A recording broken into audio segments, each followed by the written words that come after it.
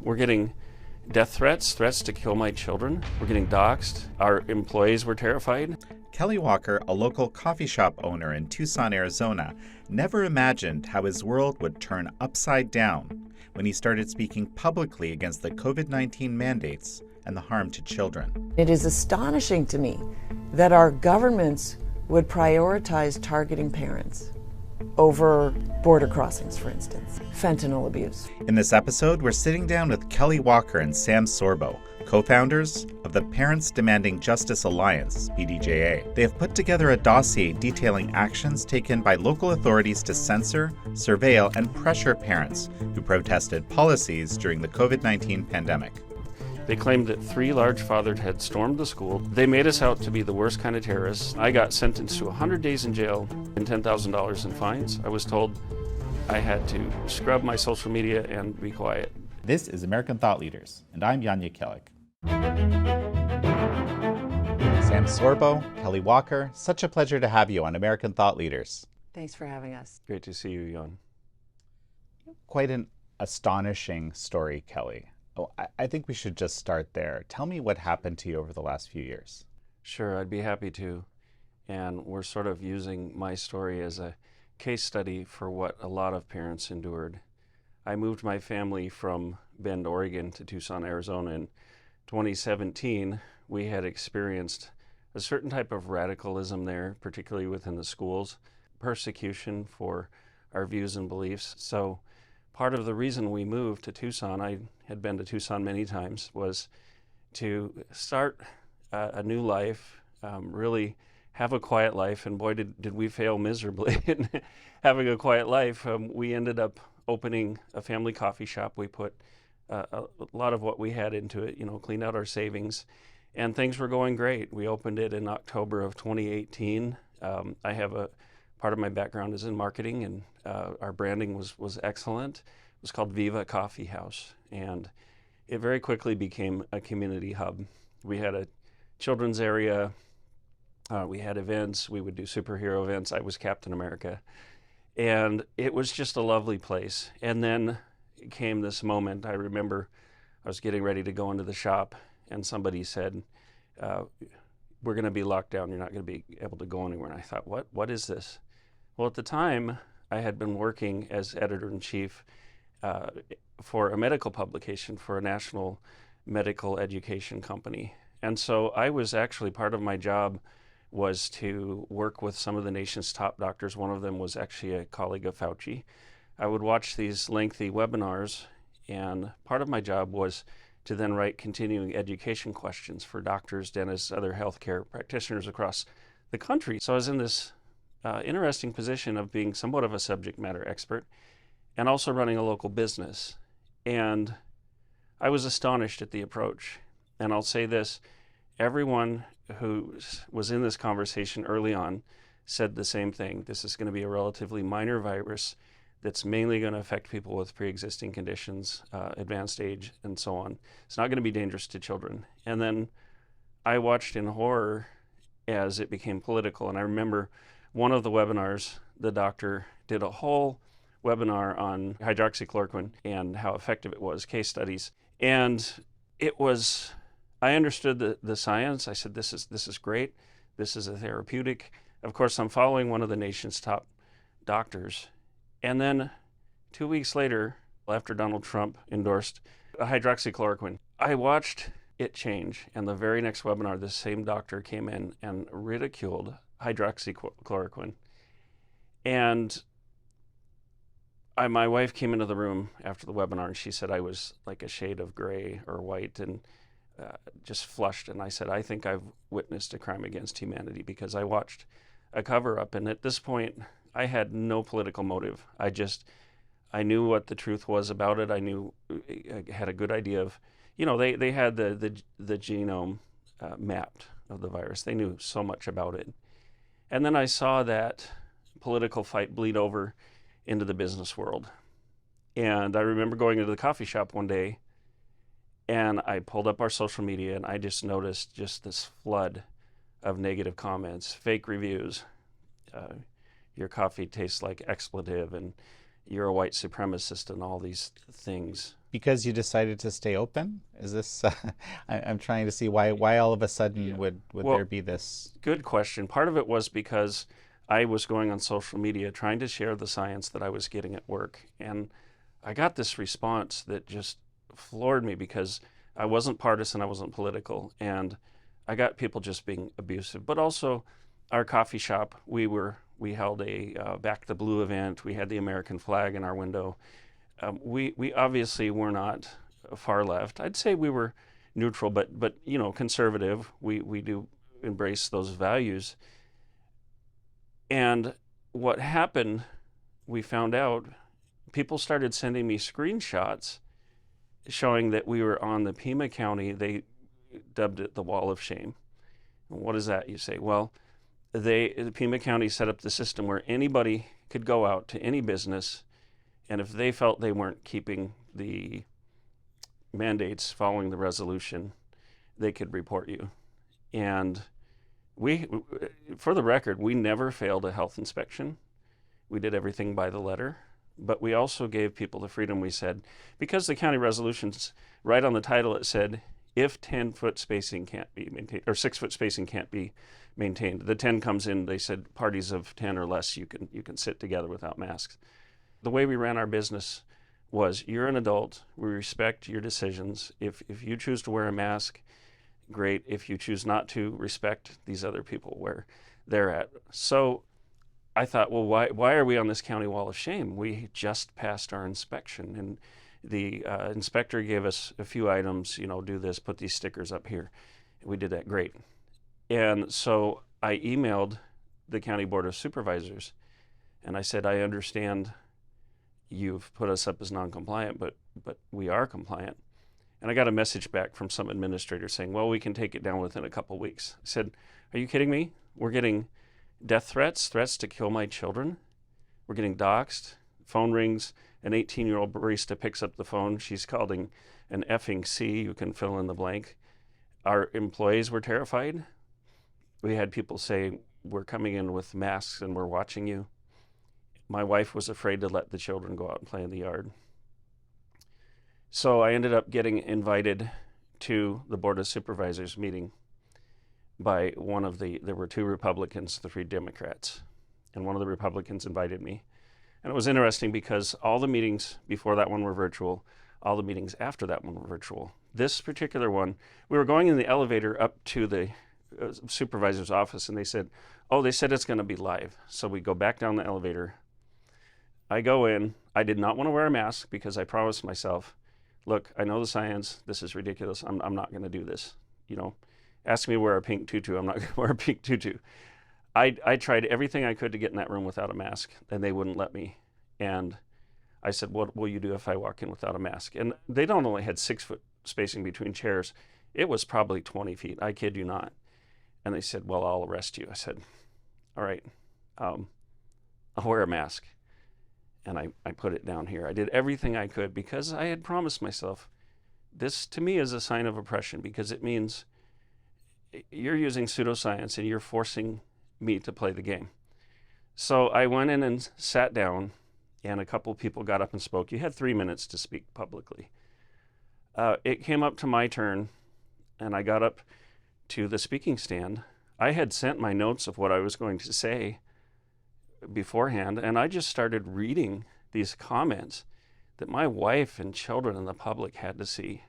I didn't delete the expletives. I thought, if we have to see this, you're going to experience it. Within 30 seconds, and you can see the video, you can go to realfreedomtalk.com, you can watch the video. Within 30 seconds, they had 3 sheriff's officers surrounding me, handcuffed me. I'd never been handcuffed. Hadn't even had a speeding ticket since probably, early 20s, model citizen kind of thing. And I was just shocked. And my approach was, you all work for me. We pay your salaries. And I said, I have a right to speak. And I stood there and I was just holding onto the speaking stand because it was, I'm having anxiety here. I don't know what's going on. And the officer who was arresting me said, you are resisting. I said, you're violating my civil rights. He said, you're resisting. I said, I'm not resisting. I'm just strong. I didn't even know I was saying that. People picked up on that afterwards. They said, "Oh, that's awesome." What I was really saying was, you're not going to move me till I want to be moved, because I'm holding on for dear life. Because I thought, I'm just going to stand here and exercise my free speech. So I was handcuffed, taken out of the room, booked for disorderly conduct. Can I ask what their reason was for arresting you? Well, this is where it gets Did interesting. they give you a reason? We are arresting you because... The chair of the Board of Supervisors, he just waved his hand like off with him, and they accused me of disorderly conduct. Obviously, I wasn't directing these comments at them. Everybody knew that.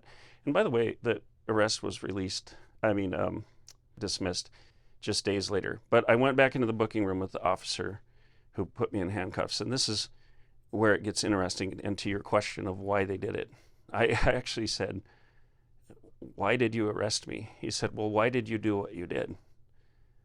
And I said, I had a right to speak. And he said, it was very interesting. He said, "I'm in so much trouble with my wife. Like, we're patriots. And why did you do that?" And I said, "Well, why did you arrest me?" He said, "I don't want to lose my job." And I turned to him and I said, "Your job is to protect people like me from people like that. You swore an oath. This is wrong what happened." And at the time, I'm worried about my wife and like, she going to be freaking out. She's sitting there. I didn't know. All this was televised. I had no idea this was going to happen. She's at home saying, "Oh man, they poked a lion now." So yeah, it was scary. It was stressful, but I know what this country is built upon. And respectfully, every one of those officers, as they were booking me and everything, I gave them a lecture. I said, you sign an oath to defend the Constitution, defend the people. You don't work for these guys. And it was very interesting, Jan, because after I was released, I went out. There was a woman who administered the parking lot. She was the parking lot attendant. I speak Spanish. She spoke very little English, so we had this bilingual conversation. And she said, "I saw what you did. I like you." And all the security people, the contract security people, they were applauding this. And it felt very much to me almost like being in a king's court. And all the servants are oppressed. They're under the thumb, and they saw somebody. And again, I wanted a quiet life. I went back to our coffee shop. In walks Krista Reynolds. She wrote a book. You can find it on Amazon. It's called Born to War. It's her memoirs of growing up as a child in Nazi Germany and then experiencing the Berlin airlift and being in Berlin during that time. And she came in and she said, she stood up above me. I was sitting. She said, "Kelly, I am so afraid. This is just what it was like when I was a kid." And I stood up and I put my arms around her, little 84-year-old woman. And I said, "Krista, as long as there are men like me in the world, you're never going to experience that again." She had her daughter take the American flag off her house because she was afraid that men with jackboots were going to come by. And I mean, she was going, 84 years old, she's going back to that place emotionally where she was as a child. And the next day, because this was televised, I came to the shop and there were lines out the door. There were people who had traveled from other states. And it was overwhelming, Jan. I sat there at this round table inside the entrance, and it was just a steady stream of people for days. And people are throwing cash on the table for legal defense. People are praying over me. They're saying things like, "God raised you up." And I'm just like, what? And one night, this is very personal, but after a day or two of this, I just went in the bathroom and I fell on my knees and I said, "God, I know I could hide from this. If I keep going, it's going to put a target on my chest." And I said, I'll give up to my life for these people, for my country. I spoke out, I opened up our shop, and I did become a target. He opened up the shop as a bit of a refuge. He kept the shop open, and people flocked to it because they saw opportunity, they saw solace, consolation, they saw like-minded people who were also being oppressed by the system and not understanding why. And yeah, and so then that created even a bigger target, because then he was offering this to other people and offering them some sanity in a world that was going insane. Our coffee bean supplier canceled us, said horrible things about us online. And we had trained our barista, my wife trained with them. And it was all because, and it wasn't like rah-rah Trump or any particular party. It was just because we didn't fit the narrative. The county tried to shut us down. We had a lawyer who we later realized was just trying to make a quick buck, get a settlement. He said, I have a settlement for you. I'm starting with a $2 million offer, but it comes with a gag order. And I looked at my wife and we just both shook our heads. We said, that's not why we're doing that. And so at a time where we very much needed it, because by this time, I'm sure the gag order would include shutting down the shop. It could be. And I had already been politically canceled out of a very good job. We lost half our customer base just like that because suddenly we're the grandma killers. And we turned down the $2 million because we said that's not why we're doing this. We fired the lawyer. And I spent like 3 days taking in all these people's emotions, their comments. There was an elderly lady, and I remember we were outside talking, and she had a black mask on and she took it off and she said, I don't care if this kills me. I've lived a good life. I'm not doing this anymore. And I thought, what an act of dignity. And I knew it's not going to kill her. Actually, getting fresh air is a good idea. We had 2 women, black, Hispanic, who they'd been following me on Instagram. They showed up in my shop. It turned out they were black lesbians. They had come down from Seattle. They'd been in the BLM thing, beating the drums, and they suddenly had an awakening. They said, this isn't about love, this is about hate. And I think seeing my message and what I went through, they showed up in my shop, and I just had this lovely conversation with them. And I would have people from the left come in the shop and say, we see what's happening. And they changed their view. So after that time, we had people who didn't want to be forced to take a vaccine, military, medical, law enforcement, come in and meet in our shop. We opened it up to people. I had a wife of a police officer sit down with me in tears and say, my kids are afraid dad's not going to come home. And by this point, the anti-cop rhetoric was at a fever pitch. And at this point, we had so much community support. I was in this odd position of saying, if your husband, if things get really bad and he's threatened, bring him here and we'll protect him. What a humbling thing. I mean, a coffee shop owner saying, this will be a refuge for you. And that's how crazy it was. People think, well, Arizona's red, maybe purple. Tucson, not so much. Tucson there are a lot, I'll just say there's a lot of radical people there, lovely people, but also a lot of radical ideology. So one of the issues that came to the fore, and I'm a father of 5 kids, I had 3 kids in the district, was the effect of the lockdowns, of the forced masking on children. The schools shut down, and my wife says for about 2 years. They canceled all the school, went online. At that time, we started homeschooling. And I know this gets into something you're very interested in, Sam. It looks like you'd like to say something about that. No, I want you to tell the story of standing up for the parents whose children became suicidal. So we were this community hub, and we had people coming to us. By this time, people know who I am. They like, I'm the guy who stood up, right? And I accepted this role. And there was one man, his wife was legally deaf. He said, this is so hard for her because she reads lips. And now her world is completely silent because she can't see people's lips. Somebody came and said, my teenage son is autistic. He cannot stand a mask on his face. Somebody threatened to kill him because he wasn't wearing a mask.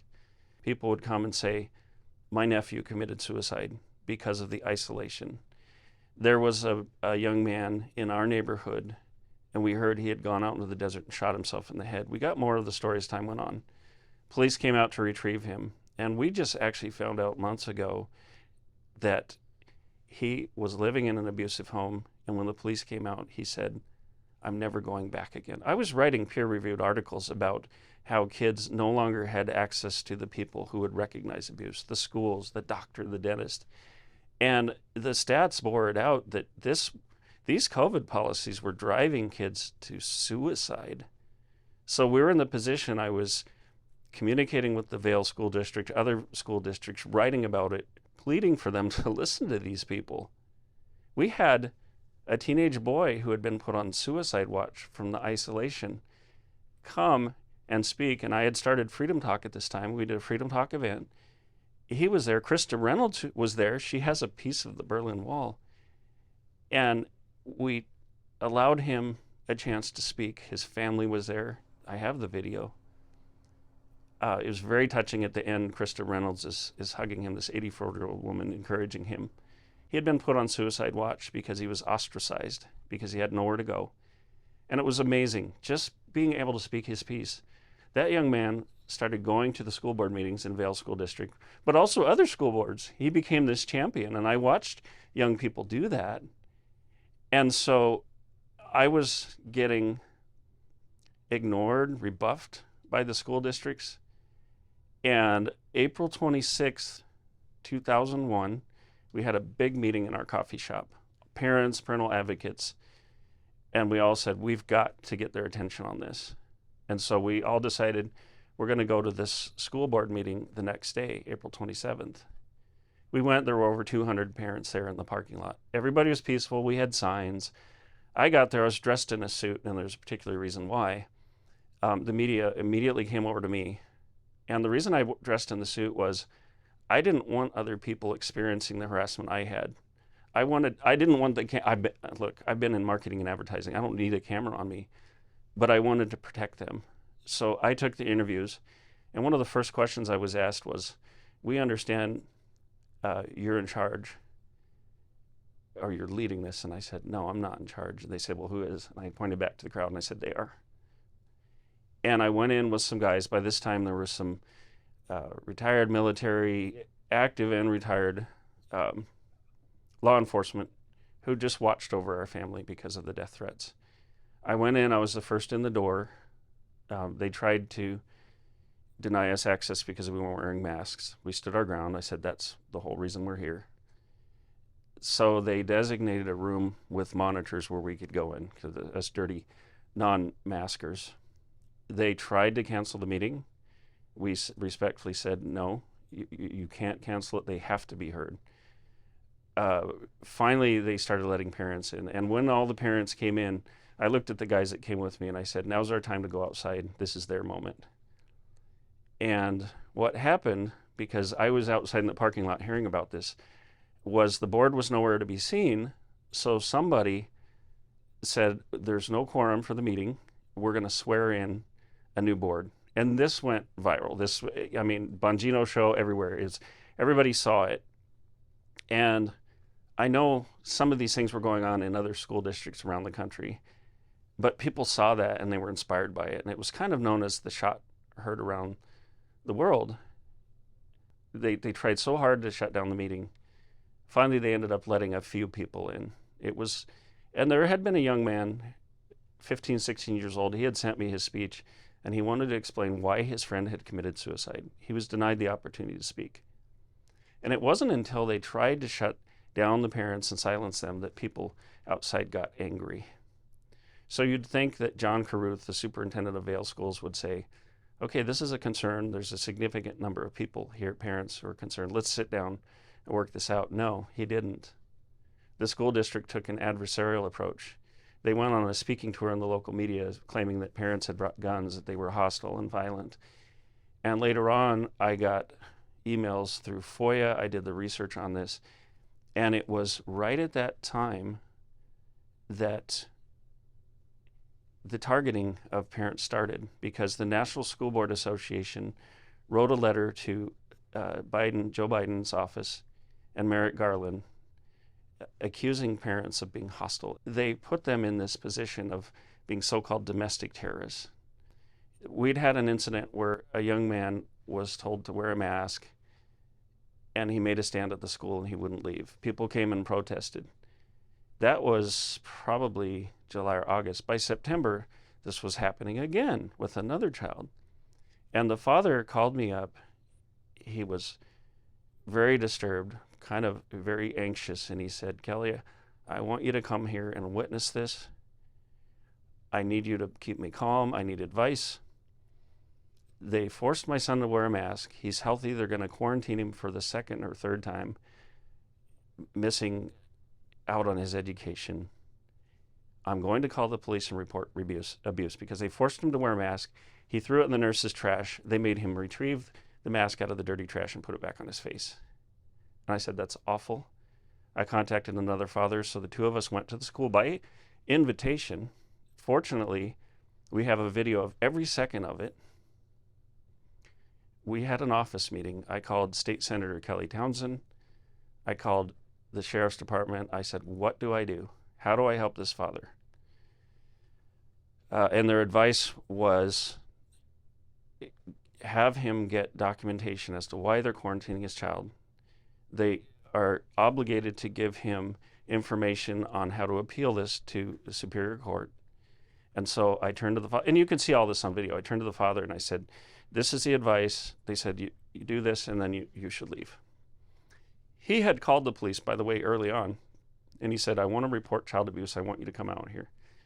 And you can see this on the recording. The police said, "You're probably right, but it's too controversial. We're not coming out." So a parent, they didn't know the circumstances reporting child abuse. They refused to come out. They didn't know the circumstances and they refused to come out on a call for child abuse. So we ended up leaving after we got the information. The school district, the principal, immediately went out to the media, which you got to think there's going to be pending litigation or you're going to have to work this out. They claimed that 3 large fathers had stormed the school, tried to arrest the principal. They made us out to be the worst kind of terrorists. They took selective clips because we were streaming it onto social media. And 3 days later, the police hunted down each one of those fathers, including me. I'm sitting on a Sunday night, 3 days after, having a movie night with my kids. There's a knock on the door. There's 5 Tucson police officers. 5. And they delivered a paper ticket for misdemeanor 3 trespassing, which is literally in severity between a parking ticket and loitering. 5 police officers. And I asked the police officer, "What's your probable cause? Why are you here?" He didn't know. He had no idea. He was just following orders. So skipping some steps, we did end up going to court. And there was a hearing with Judge Antonio Riojas for the father who had called me because the school tried to put protective orders against him. You can't come on school property. And I have that recording on our website of Judge Riojas' comments because he watched the whole video. And he said in that hearing, "I watched the whole video. You never got up. You never raised your voice. All you did was disagree." And that's an issue because like this father's bigger than I am and I'm 6'4". And he said, "What you do was you disagreed." And he turned to the school district people who were there. And he said, "They get to disagree and you don't get to tell them how." And he dismissed the protective order. At no time, and when I called the sheriff's department and talked to this lieutenant, he said, "At no time did I feel like we needed to send someone out. There was no shutdown of the school." He said, "I know Kelly. I come into his shop. At no time did I feel like he was a danger." But it went out to the media that we were somehow these violent extremists. And I started getting calls from MSNBC, CNN, UK Daily Mail, all these places wanting to interview me. And I knew by then, because I had been on interviews after the first arrest, I'm not going to get a fair shake here. So I refused to talk to them. So they basically made up stories. I ended up in court. The other 2 dads, by the way, who didn't have a platform, weren't public figures, they got plea deals and they were let off with $250 fines and unsupervised probation. After 3 days in court for misdemeanor 3 trespassing, they added on other misdemeanors. To you? Onto me. And I got sentenced to 100 days in jail and $10,000 in fines. I was told I had to scrub my social media and be quiet. They tried to gag me and that didn't work well. But his crime rose to the exact same level of the other two fathers, except that he had a coffee shop. And if I had done what they accused me of doing, I would have been charged with felonies. I would be in prison. They knew they couldn't. I mean, it was a stretch to get what they got. My lawyer before the trial said, "Hey, this is open and shut, Kelly. You got the video?" We had the other judge threw the whole thing out the against other the judge other had thrown guy, the thing out. but his judge, not so much. One of the charges that was added on was disrupting a school environment. We had a memo that John Carruth sent to all the staff the day after this incident saying the schools, it was not disturbed and the situation was resolved peacefully. The judge refused to admit that exculpatory evidence. So I do want to point out that the other father had to go to court to defend his right to school property to see his son. That's not acceptable in the United States of America. So this was obviously very stressful for my family. I'm sitting in this pressure cooker just thinking, oh my gosh, they're going to try to put me in jail. I told the judge I'm the sole earner for my family. If I go to jail, this is going to put hardship on us. And my lawyer said, this is ridiculous.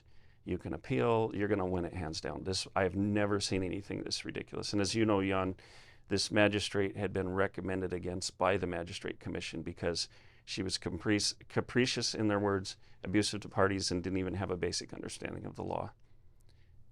That's a direct quote. Yes, it is.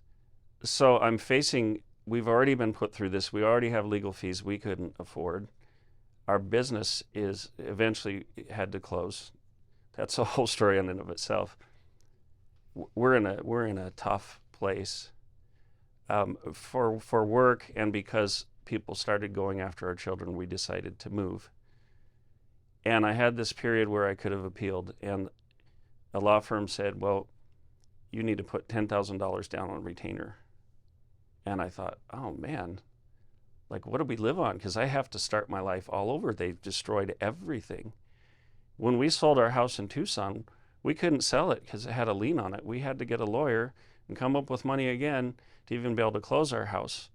And then they took $10,000 out of our home sale against state law, the Arizona Homestead Act. This lawyer told them that, and their response was, we don't care.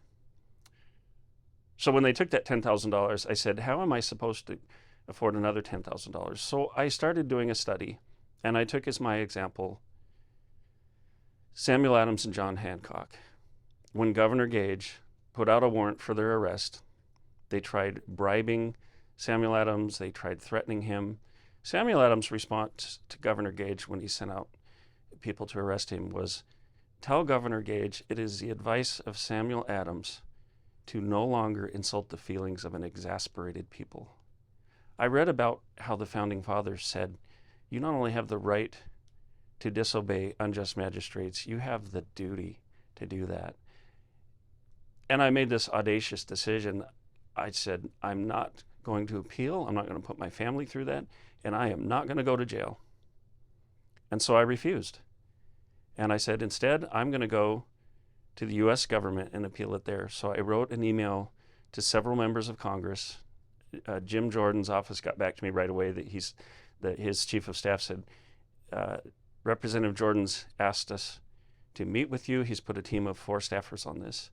I ended up going with Seek Smith, from the founder of Mom Army and Dad Army, and several other people to Washington, D.C. to talk to representatives of 5 congressmen, Jim Jordan, Andy Biggs, Andy Ogles, Paul Gosar, and Eli Crane. Eli Crane being from Arizona, Andy Biggs from Arizona. The Arizona congressman knew my story. I mean, I knew Eli Crane before he even ran for Congress. They knew it from back at the time we had the coffee house. So we presented all this information. By this time, I was researching how this had happened all over the country to many parents. So I decided I'm not only going to stand up for myself, I'm going to stand up for all of these parents. So we had the meeting. Jim Jordan had made a report through the committee, the Judiciary Committee on the Special Subcommittee on the Weaponization of the Federal Government. A lot of great information in there. 14 attorneys general after that Garland memo sent out a letter. And now you're talking about this October 4th memo, Yes. just to be. Yes. And so let me kind of color this a little bit, because we've been talking, while this is all happening, the Department of Justice issued a memo, which was later discovered on October 4th, Right. About a, quote, disturbing spike in harassment, intimidation, and threats of violence against school administrators, board members, teachers, and staff. Which didn't exist. They made that up. I defy them to show evidence of that spike, that so-called spike, of any harassment. We've all seen the videos online. People reading pornographic books does not constitute harassment when those same books are available inside the schools, right? And in fact, he was accused of of harassment, basically. At his meeting, he was reading online commentary that was sent his way.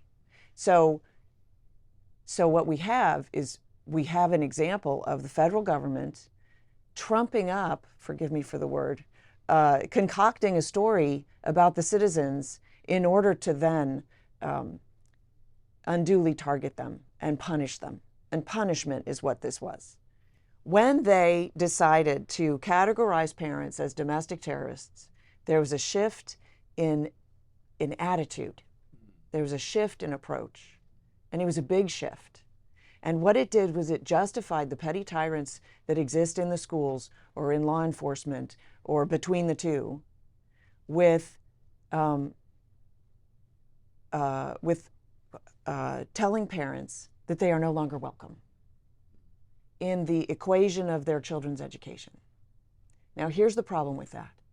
The number one predictor for academic success for a student is parental involvement. So anybody that stands in the way of parents being involved is actually seeking the destruction of that child's education. That's what they're doing. And I think perhaps we are too inured to really recognize that at this point, but we need to bring attention to that. And we need to bring parents back into the schools and make them more involved, not less involved. So, of course, you started the Parents Demanding Justice Alliance with a number of people who have been treated this way at various levels of severity, some closer to what you experienced, some less. Sam, you as we know each other through your years of advocacy around homeschooling and actually doing it. And so how did you get involved in this? Because this is clearly outside the homeschooling purview. It's not. So the reason that I advocate home education is because parents are the number one indicator for academic success. So I seek to maximize that, make it all parenting. But that's okay. If you have to send your child to school, you still must be involved. And for them to have done this to Kelly and the other people that now are part of our dossier, we've amassed over 40 parents who were targeted this way, some more, some less. But they represent masses of other parents who then didn't stand up, didn't go to the school board meeting, didn't want to be arrested for no good reason, right? That the reason that they arrested him was to make an example of him in front of everybody. And I think you set that up brilliantly, because all the meetings before he showed up, they were online.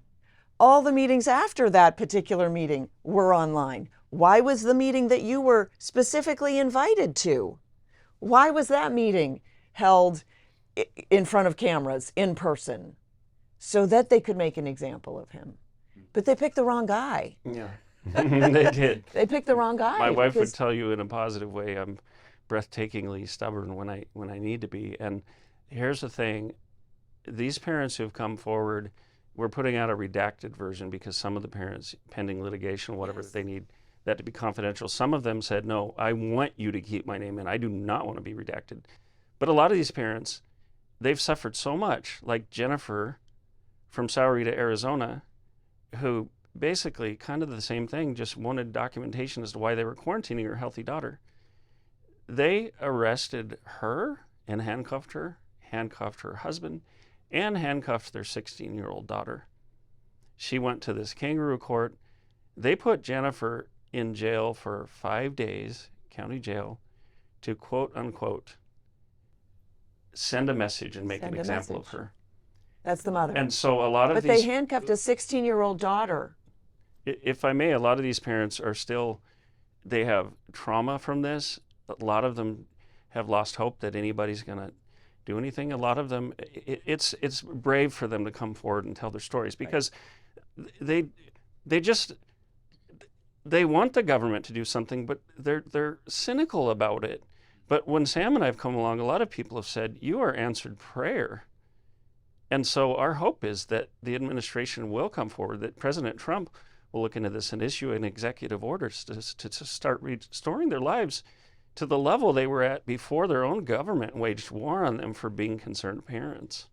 To answer your question, before I've known Kelly for a while, but before I actually jumped into this, I was working on not legislation, but advocacy to get parents more involved in schools without this. But when I saw this, I went, well, this is exactly the opposite. So if the schools are setting it up to ostracize parents from schools, that's actually the destruction of children. And I can't sit by and watch that happen. Let's talk about, in the briefs that I've read, you talk about violations of the Fifth and the 14th Amendments. Tell me about that. They have to do with illegal search and seizure and the right to due process. And most of these parents, certainly in my case, we weren't given a due process. We were railroaded. And some of these parents, yeah, they were like, I'm big, I'm well-spoken, all the rest. But there was a mom, for example, she was denied any chance to speak. She kept trying to get on the public speaking list. In frustration, after one meeting, after the meeting had adjourned, she said a couple words into the microphone. She was arrested. She was treated like a terrorist. So, and in our case, they deprived us of property, our home, they seized money. They're also stealing and taking away your reputation. When we moved to Tennessee, we couldn't even get an approval by a rental agency because it had a so-called criminal record. And believe it or not, it was because of the one that had been dismissed. These parents wanted to be able to express themselves, and they wanted to be able to ask questions. And they've been disallowed both and punished for even contemplating speaking or asking questions. There's a father that we represent who is a lawyer, and he asked some pertinent questions, and they called his law office and told them that they had to fire him. The school board called a law office and said, you need to fire this guy. He needs to lose his job for questioning us. That's not acceptable. Who do they think they are? And it's still going on. Pam Bondi negated the memo, but it's still going on. The parents who were intimidated continue to be intimidated. The parents coming in are intimidated. We have to turn this around because our schools are absolutely failing. And I put to you that because parents are the number one predictor of success, because they've been so ostracized, and it's culminated in this, right? This has been ongoing for a long time.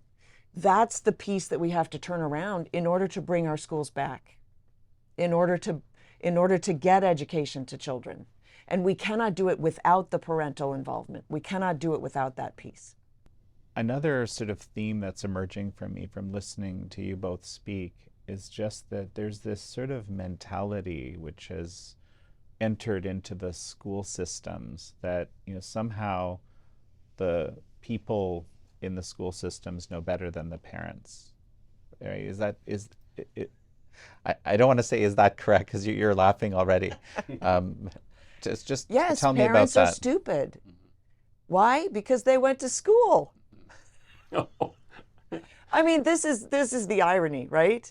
The parent who, forgive me, the parent who thinks that he can't homeschool because he graduated high school and doesn't know enough to teach a second grader, but sends his child into the same system that so-called educated him, and that system doesn't respect his knowledge base. The system that says we educate doesn't respect the knowledge of the parents that they've already educated. This is a big nut to crack, right? This is a big problem that the schools have, because we are where we are because of them. And the reason that the schools are failing, it's their fault. Whose other fault is it? Who else contributed to the failure of the schools? And now the teachers are undermining parents. We've got several pieces of legislation pertaining to teachers being able to transition minors without parental knowledge. We have teachers taking children to Planned Parenthood for abortions without parental knowledge. It's a takeover of the family, if you will. And it has to stop, because parents are the number one defenders for their children. So what is it that you're hoping to accomplish? I understand you've had conversations with a number of officials working in this, weaponization of government sphere. Maybe you can tell me a little bit about what, aside from speaking with Jim Jordan, the other Arizona lawmakers, and Rep. Congressman Ogles. You asked about the 5th and 14th Amendments. It is the duty and responsibility of the government to protect the life, liberty, and property, which was originally property got subbed for pursuit of happiness, of the citizens. That's their primary duty and reason for existing. When the government comes in and deprives you of those things unjustly, they have a duty and a responsibility to restore those things. We're not talking about some nebulous concept of reparations. We're talking about restitution. We're talking about restoring these people and making them whole. So because Sam and Kevin were able to sit down with Vince Haley, and because Sam's been in touch with Ed Martin. Vince Haley is the domestic policy advisor to the president. Ed Martin is over the weaponization working group under executive order from the president, and then through Pam Bondi. This issue is on their to-do list for the weaponization working group. What must happen, what has to happen if we're going to have a country, is we are asking respectfully for President Trump to issue an executive order. We've brought the data, we've done the report, to restore these parents, to look at what has been lost. How do we restore these parents? Reputation-wise, monetarily, I hate to say that, because none of these parents want to get rich. I mean, if they want to do lawsuits, they can. What we want, and speaking for my family, is I want to be restored to the level of life, liberty, and pursuit of happiness I had before my own government went to war against me. I'm 55 years old. My wife and I are starting over again as if we're newlyweds.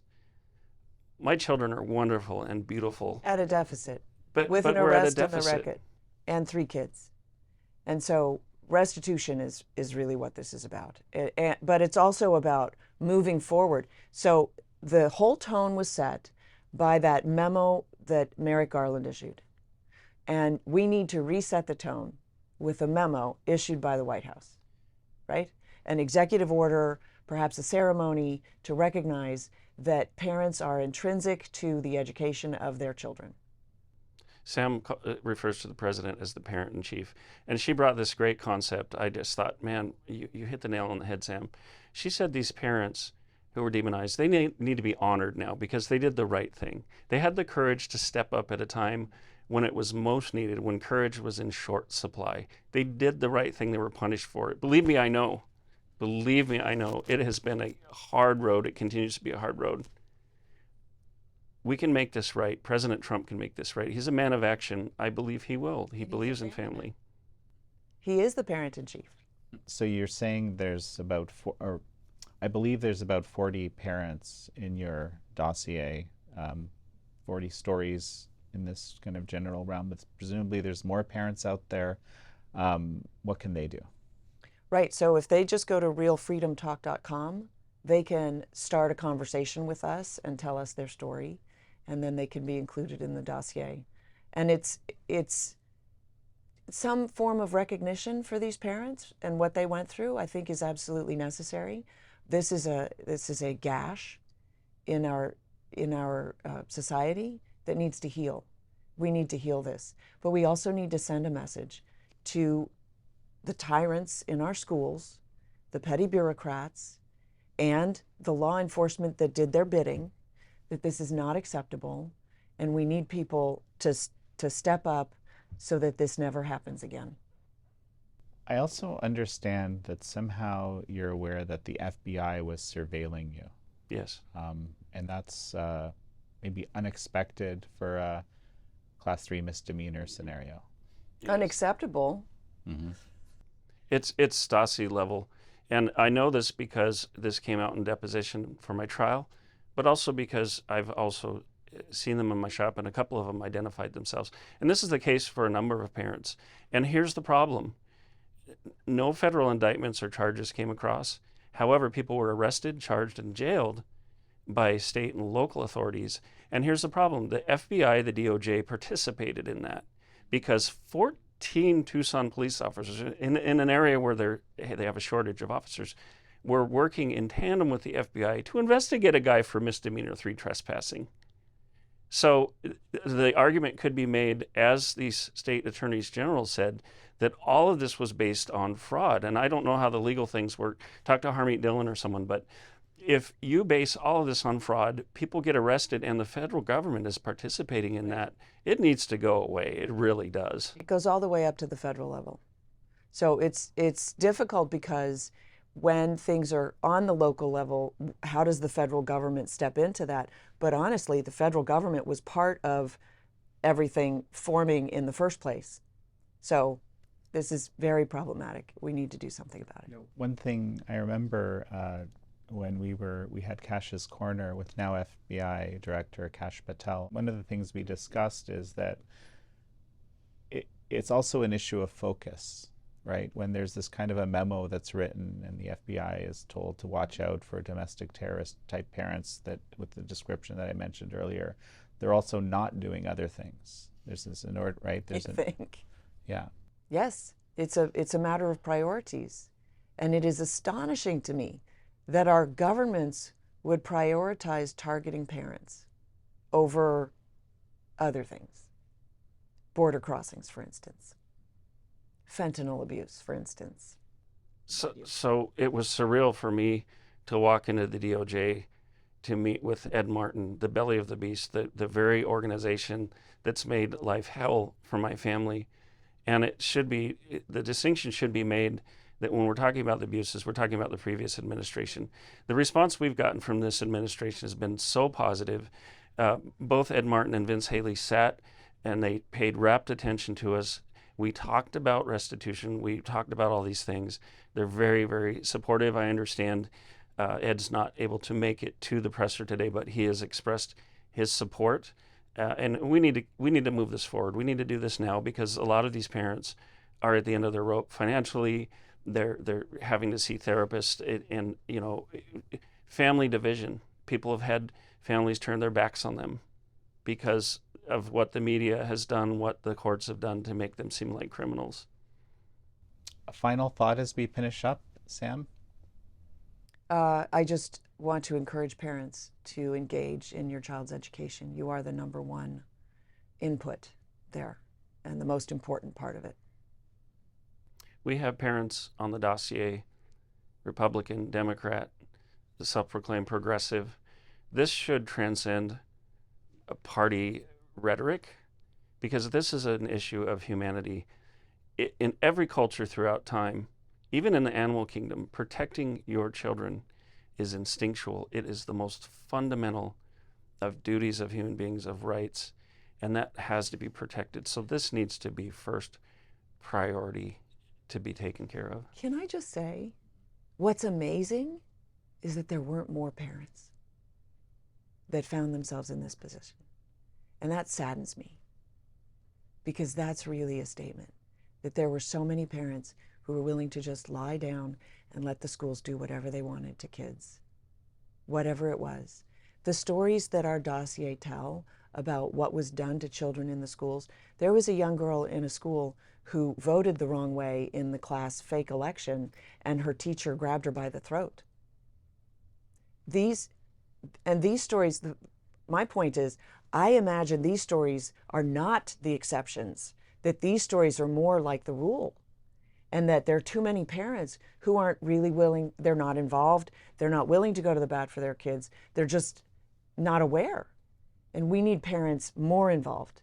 and more aware. And I realized in researching these stories, Sam and I have fielded most of this and communicated with these parents. I realized that what we experienced, we're not alone. There are patterns, there are similarities. Right. This happened across the country. And now people finally, they're not feeling as isolated. They're feeling like somebody's coming forward. I can't thank Sam enough. I can't thank all the major parenting groups for coming alongside. They're going to be at the conference today, the members of Congress.